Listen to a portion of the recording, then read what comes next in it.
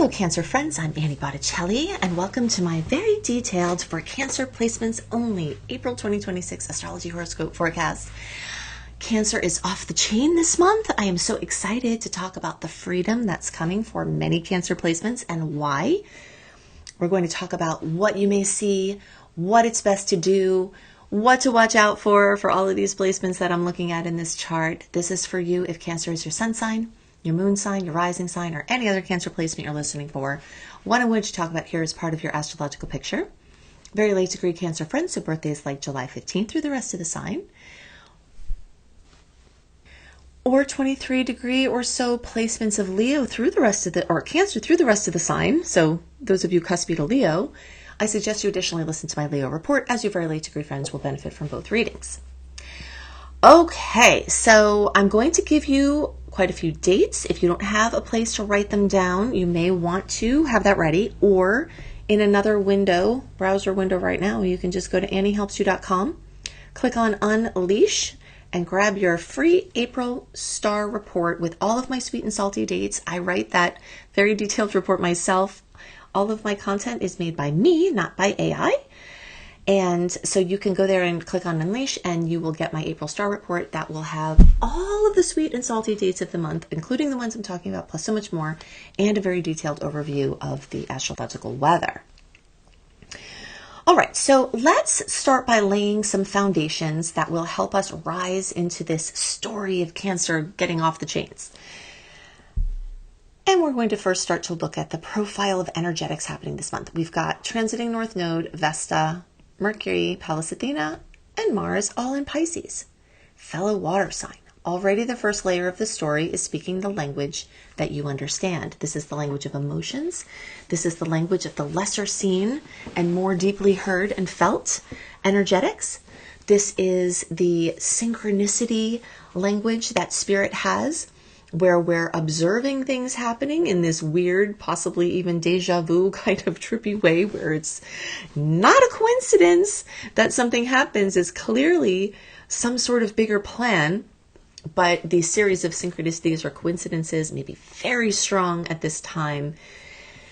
So there's a lot of energy around that level of experience. Heartfelt connections, cozy emotional bonding, quiet, sacred space in your home space, in your personal space, flowing with people who speak your language in one way or another, about things that you're passionate about. And that's one of the very strong energetics. We'll get into more of that here in a second. And then as the month progresses, Mercury, Pallas Athena, and Mars will join Neptune, Saturn, the Sun, Eris, and Chiron, all in Aries. And that's going to be your impetus point that cracks you out of the chains. Now, there's always some sort of force involved in the unlocking of a chain, whether it's the putting of the key in and the pushing it where it clicks it open, or as we see in movies all the time, various creative methods of sawing or smashing off the chain. But whatever it is, it involves some sort of friction. It involves some sort of push or angle of pressure that makes that happen. And so the freedom that may come at this time may also require an extra push of work, not at all unlike a pregnancy where when the woman is in transition, that last couple of critical points of dilation of the cervix getting ready to have the baby come out. Moms all very, very often will say, I can't do this. There's no way that this can happen. Or like I said, humanity is a lie. People don't do this. That was what I said. Whatever kind of thing, it basically means that you're in transition. That's what it's called in the medical term. And that is what's happening for Cancer. Just at that point that you think there's no way that I can do this, that's when the new birth is given. That's when the chains come off. And that's what's going to be happening this month. Okay. So we're going to talk about all that as well. So this is just to kind of talk about the layers that we're experiencing this month. This is all the Aries energy that's in a 90-degree angle for Cancer. All right, so this is what we've got going on. We've got this water energy speaking your language. You've got the Aries energy coming and putting the fire under your watery pot, boiling you into action.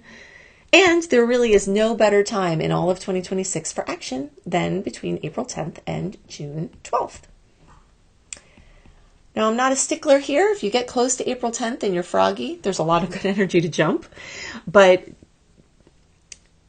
on these particular days, which may shift a little depending on your time zone, April 10th through June 12th, all the personal planets are free from retrogrades. So that's Mercury, Venus, Mars. We're free from the shadow periods before and after the Mercury or the retrogrades. And even all the outer planets, Pluto, Uranus, Neptune, Saturn, Jupiter, are all also going direct, and most of the asteroids as well. All of the ones that I'm looking at are all going direct. This is rare that this happens. When it does, when we bring back my tidal analogy, if y'all have been following me, then you know this. Otherwise, we'll break it down for the rest of you.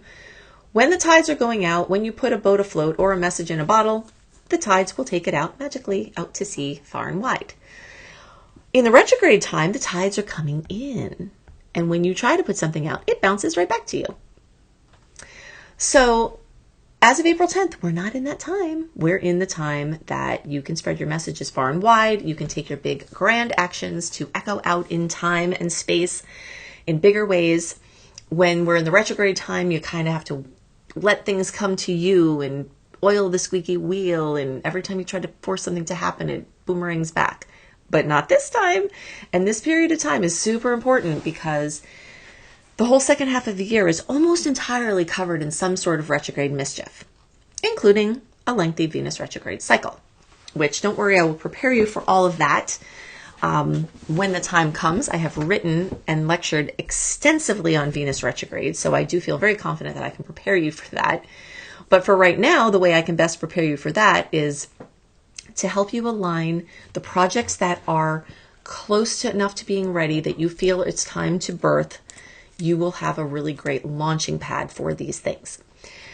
All right, so let's start to break down some of what you will see, what is best to do, and what to watch out for with these conglomerations of massive energy in Pisces and Aries.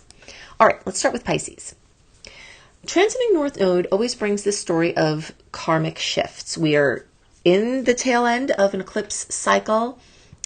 January, February, March, especially February, March, we're eclipse season. We're still getting news and information from the eclipses.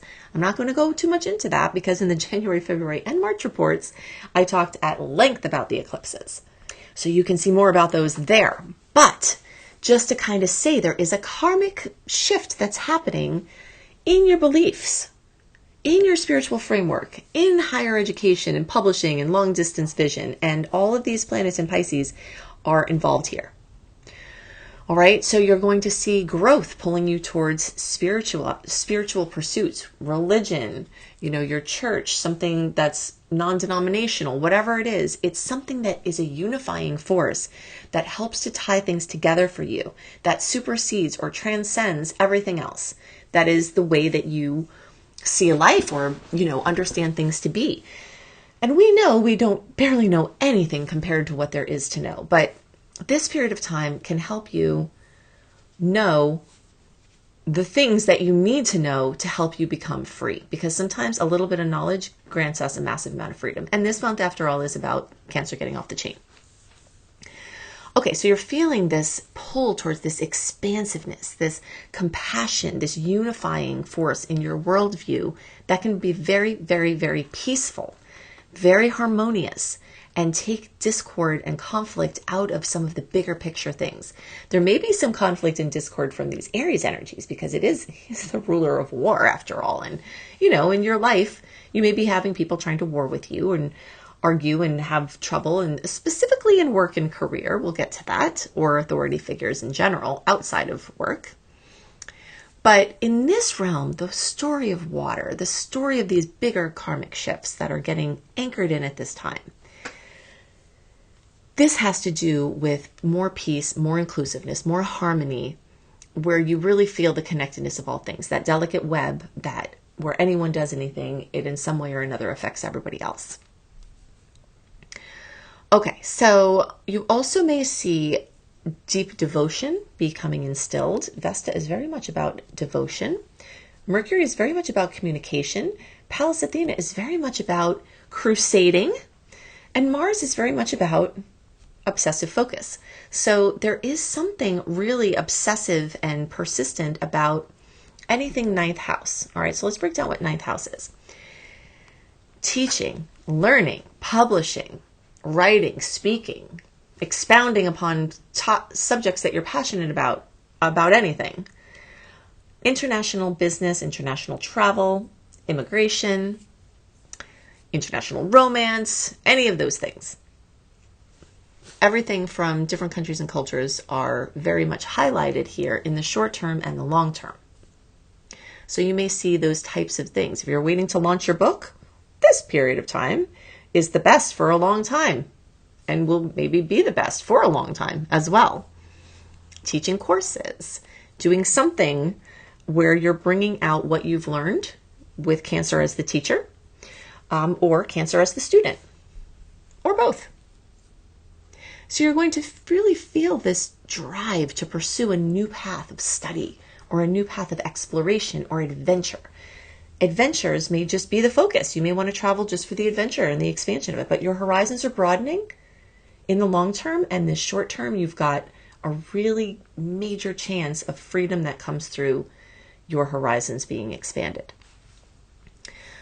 Okay, so some of the great things to do at this time are to say yes to study and travel, teachings that awaken you and make you feel lit up.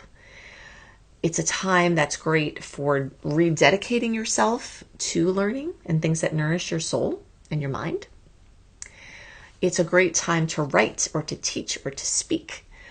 And it's a great time to find those unifying principles that make sense to you and tie a bunch of things together. It's an amazing time to take action, inspired action. Remember that all this Pisces energy might be very intuitive too. So the intuition could be very strong and lead you to take this inspired action towards the expansion of your reach or your intake or your output. So a couple of things to watch out for. Whenever we have a massive amount of energy in any sign or house, we have to watch out for excessiveness. The ninth house where all of this is happening for Cancer is ruled by Jupiter, which is also Zeus, which is the god of everything. And that energy is known to be a little bit excessive. So you could take things to too much of a degree, either burn yourself out, take on more than you can chew. This can be a little bit offset if you get yourself involved in flexible things. This way, if you get burnt out on it, you can just take a break, or like flexible study or flexible teaching, those kind of things, so that when you get really amped up, then you can do it. And then if you need to dial it back a little bit, you can do it. And then you can kind of flow at your own pace. Those things will be very helpful.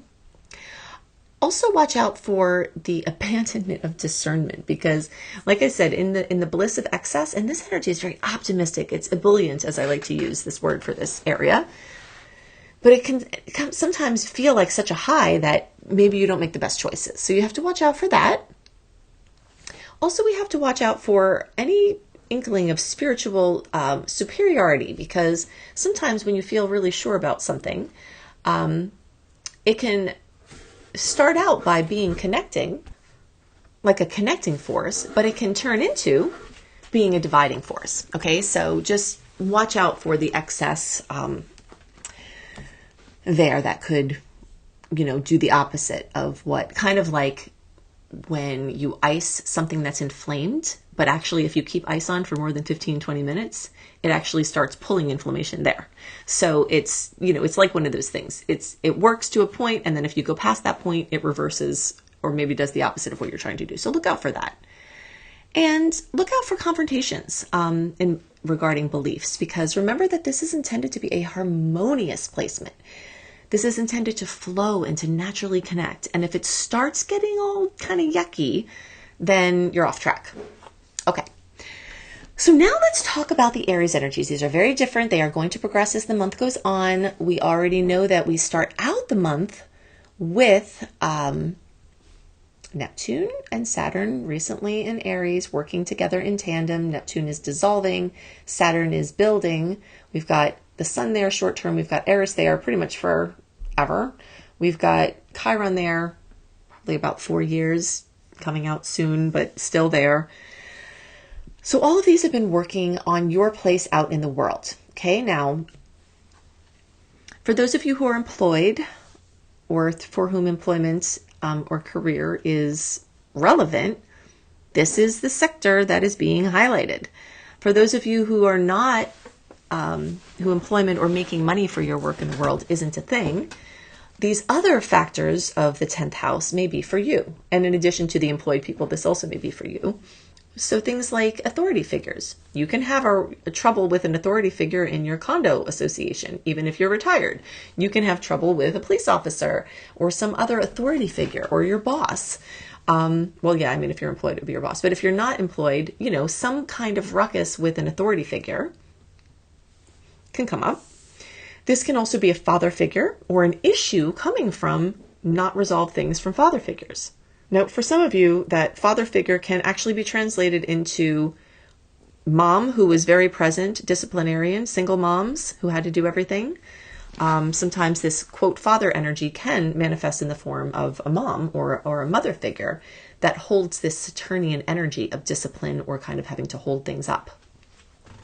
So something involving a parent or you as a parent, where your authority is being questioned. And things like that. So this has to do with authority. This has to do with your place out in the world. This has to do with work or career. And, we've got a lot going on. So you may see this major activation of career and leadership and visibility and your public identity with or without work. You may see a new chapter of visibility and leadership emerging.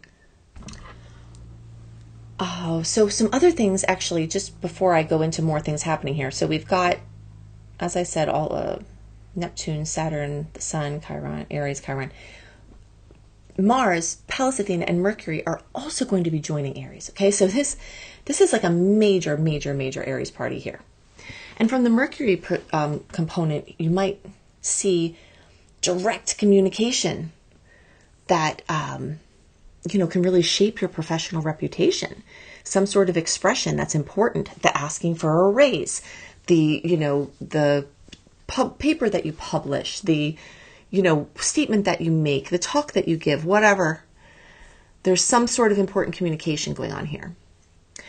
You're also going to see this very strong ambition and this drive to move forward. Thank you, Mars. Mars rules Aries. All of this will be Aries energy. Okay, so it's very cardinal. It moves in a direction. And you do get this language. This is something else I want to just make sure that you know.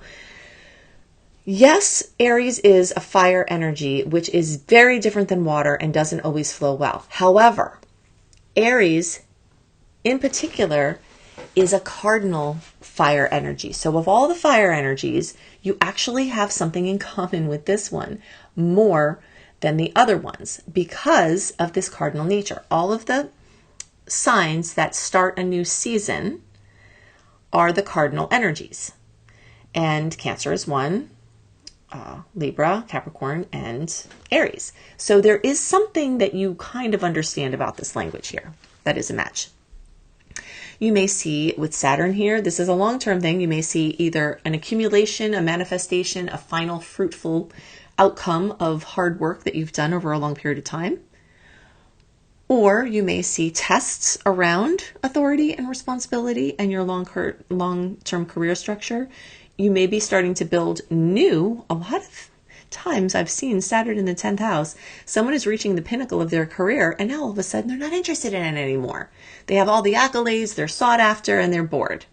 So you may find that you have reached the pinnacle of the work that you do and you're bored. So what you're starting to do now is plan for your next 30 years. However old you are, this is true.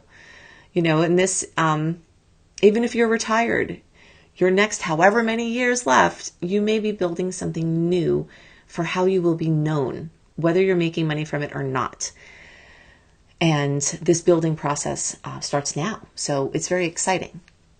Neptune is there and you're seeing this dissolving of the old professional identities and this awakening of a more inspired calling.